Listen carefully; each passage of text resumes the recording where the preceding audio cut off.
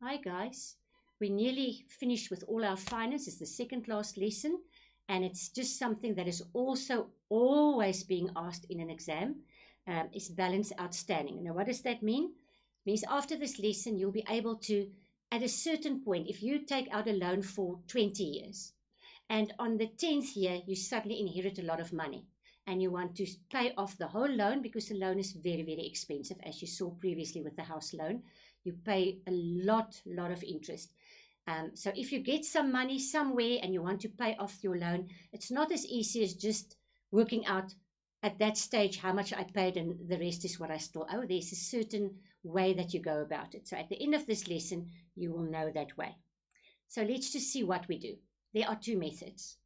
Now, there's always a method that I prefer. I'm going to show you both methods because both make sense.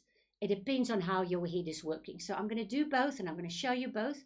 And then I want you to, when you do the sum all on your own, this example, I want you to clearly think what makes sense. Read through this, see what makes sense in your head. I'm going to explain it now and decide on a method and you use that method all the time.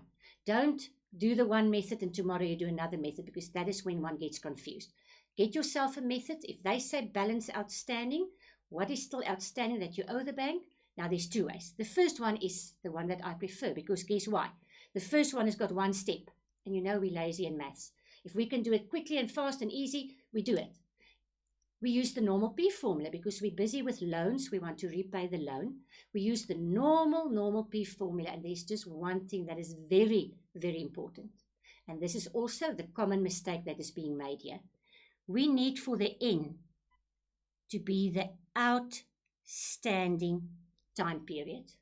So if they say after 10 years, then people have got that, let's make it 12 years because we had the loan for 20 years. So after 12 years, people just have the 12 in their mind and they just put the 12 in there. And if it's monthly, they just say 12 times 12. But that is not. The P formula is always for what I owe in the future, what I still owe. So if they say after 12 years you want to pay off the loan, you need to see what is still outstanding. So then you're going to take the 8 years. You're going to take off the 12 from the 20 years, and you're going to only work with the 8 years. Straightforward, one formula. It's very easy, and you get the answer. The second formula maybe makes, well, in another sense, makes more sense. Firstly, you're going to calculate the value of the loan at that time. And what do we use to do that? The normal A formula. A is equal to P, 1 plus I to the power of N. The normal A formula, I take my big loan amount and I see the interest that they charge me over the 12 years and I see what the loan is worth at that stage. And then I need to know what did I pay up to that stage. What is that? What did I pay up? What did I pay every month? That is like a saving. This is not, you see, that's why I say it must make logic sense in your mind.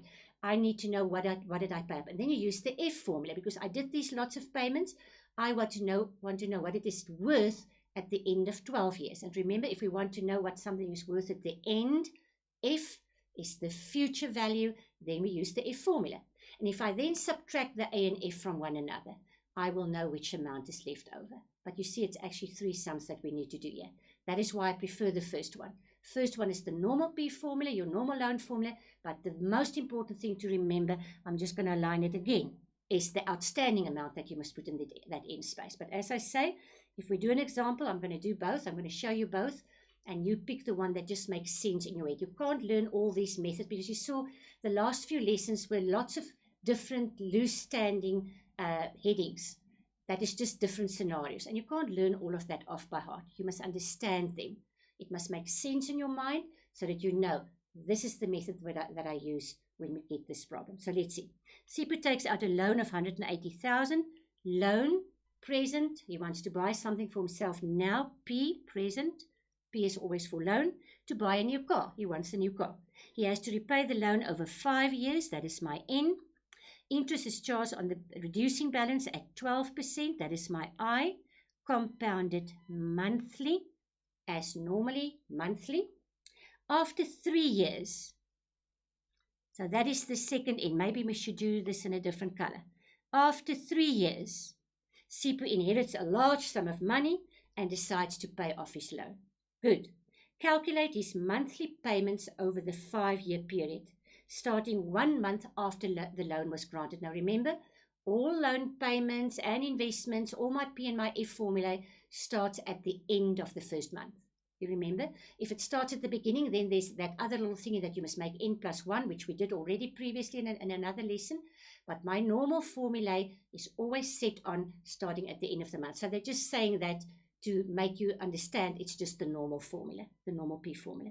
So they want to know what are they asking here? What is the monthly payment, the X?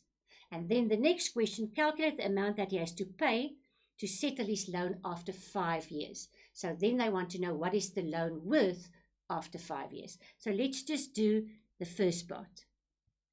We need a timeline, always. Remember, it was for 5 years. So my N is 5 times 12, which is 60 for the full-time period. And my interest, let's just quickly go back. My interest was 12%. So my interest was 0.12. But remember, monthly. So I need to divide it by 12.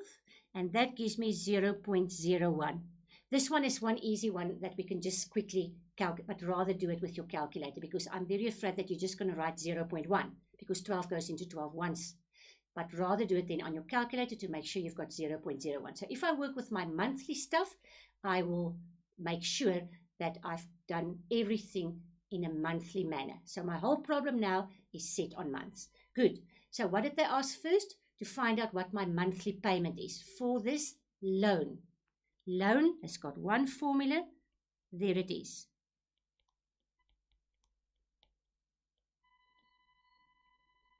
I'm sure by now you know these things without even thinking. That's why I previously said don't look at your formula sheet all the time. Know the formula, you see how many times we use it. So by the time you get to the exam, it's just in your mind and you can just write it down and maybe just double check on your formula sheet. Good. I want to find the X. They gave me the P, my loan that I'm taking out now for my present, my car. I do not know what the X is. My I was 0.01 to the power of minus 60. Do not forget the minus. You see, it just makes it a little bit easier if I don't say 0.12 over 12. All the others, I left it in fraction form. But this one, because it's so easy, I just change it to 0.01. Because in the next step, I can just make 1 plus 0.01, 1.01, and I don't have to click so many things on my calculator. Because to get X all alone, what do? We take this 180,000 and we multiply it with a 0.01, because remember, how does one get rid of a fraction? You times by the fraction. So I do this, and then I divide by that whole big fat bracket, which is 1 minus 1.01. You see, now I can easily add it, and then I just don't click so many things on my calculator. So now when I do my calculator, I go to my fraction, 180,000, make sure of all the noughts, times 0.01. Then I go to the bottom of my fraction. It is 1 minus bracket, 1,01, close the bracket, to the power of minus 60. I hope you remember the minus is not the minus that you use to subtract. It's this minus inside the bracket on the very left-hand side of your calculator. Good, there's everything slotted in is equal to, and there's the amount. X is equal to 4,004 Rand and 00 cents. So it's just 4,004 Rand. There's comma 000 something, but because there are so many zeros, I can just round it off to 4,004 Rand. That was my first question that they asked there. So let's make it number 1. Now question number 2, let's just go back and see. Calculate the amount that he has to pay to settle his loan after 3 years. So after 3 years, there, I need to know what is the amount that is still outstanding. So if I prefer to use method 1, which I prefer, I'm going to write my P formula down, even if I've done it already. I'm going to write it down. Always write it down first. As I say, you get a mark for each formula that you write down in a separate problem. There's my formula. But the very important thing, and I'm going to do that, is that must be the outstanding period if you want to use this method. If you want to use the other method, you work with the 3 years in the beginning all the time. That's why I say don't ever mix the two methods. Decide on which one you're going to use. If you use the P formula, which is just one formula, very easy, just make sure that you use the outstanding time. So I'm going to fill in. Remember, I now want to know what my loan is worth. So I now want to know what the P is. So I don't have the P now, but I do have my monthly payment. It was 4,004 Rand. 1 minus 1 plus 0.01 to the power of, now let's just quickly see, 3 years. The original one was 5 years. If it's now just 3 years in the line, how many years are outstanding? 2 years. So for this one, N is 2 times 12, which gives me 24. You all understand why we're doing this. Up to the 3rd year is what I paid. I want to know with my P formula, which is always what I still owe to the very end, is the rest of the 2 years that is left out. Good, so it's 24. So I'm going to say minus 24 there. Close my bracket, all over 0.01. And this is now easy enough that you can do on your calculator and get 85,058,52. Let's just see if it makes sense. Remember what we're doing? We are working out what do we still owe after 3 years. Now remember, we did owe 180,000. We paid already 3 of the 5 years, so there's only 85,000 Rand outstanding. And that is what they want. What is the outstanding amount? Good. As easy as that. So nothing difficult. If you use this method, I prefer that you use this P method. But as I say, you're going to see which one makes sense more to you. And you're going to use this method. And you're not going to have any of these notes. You're just going to look at this example and then a clean sheet of paper. So you're going to pause here, do it on a clean sheet of paper, decide what method, look at your method sheet, slide, and make sure the one that you're going to use makes sense in your mind. And then you go do it all on your own. And then luckily we've done both methods for you, so that if you want to go and check afterwards, there's your timeline, which is very, very important. And then this is now, the first one was just to work out your monthly payment. So that is in any case just one formula. I need a little X, 404 Rand. And then the next one is the outstanding balance. That's the method that I used, NB outstanding. So let's just highlight that very, very clearly, because that's the common mistake. And there's your answer. But there is also the next method.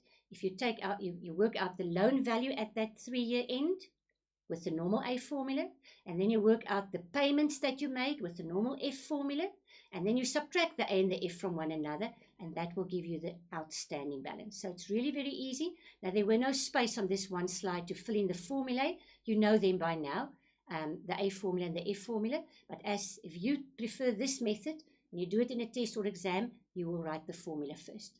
Good.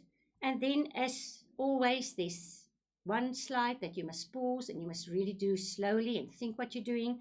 Make sure you get to the yellow answers, and another one. So by the time you've done the example first, because that should be in your mind, the method, and then these two, you should be 100% with outstanding balance.